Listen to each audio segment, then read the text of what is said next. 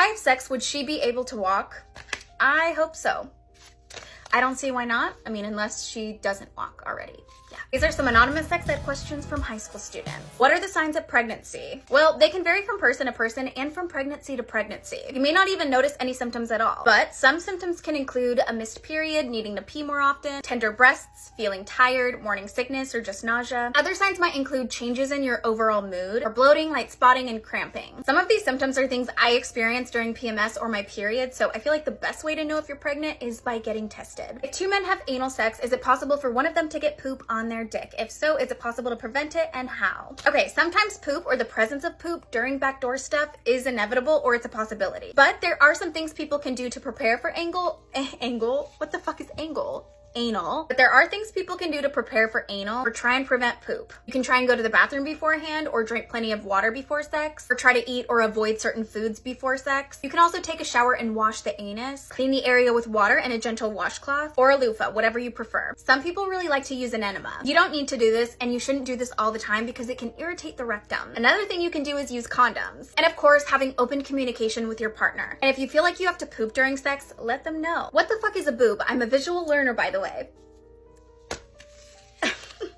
Nice try. Okay, if you're smoking a joint or a blunt or drinking the same thing as someone with HIV, would you get it too? The answer is no. HIV cannot be spread through casual contact like sharing drinks or sharing a joint or through kissing. You can only get HIV by coming into direct contact with certain body fluids from a person with HIV who has a detectable viral load. Do you have to wash your hands if you masturbate? I personally think it's a great idea if you do, so yes. Washing your hands before masturbating definitely helps to prevent any unwanted substances from making contact with your genitals. And it's just a lot safer and a big part of infection prevention, especially if you have a vulva, because bacterial infection is a big risk. And I do hope you're washing your hands after you masturbate, because if you don't, that's nasty. Okay? Don't touch me. I think my boyfriend has been sexually harassing me for pictures, and he tells me things to make me feel better about it.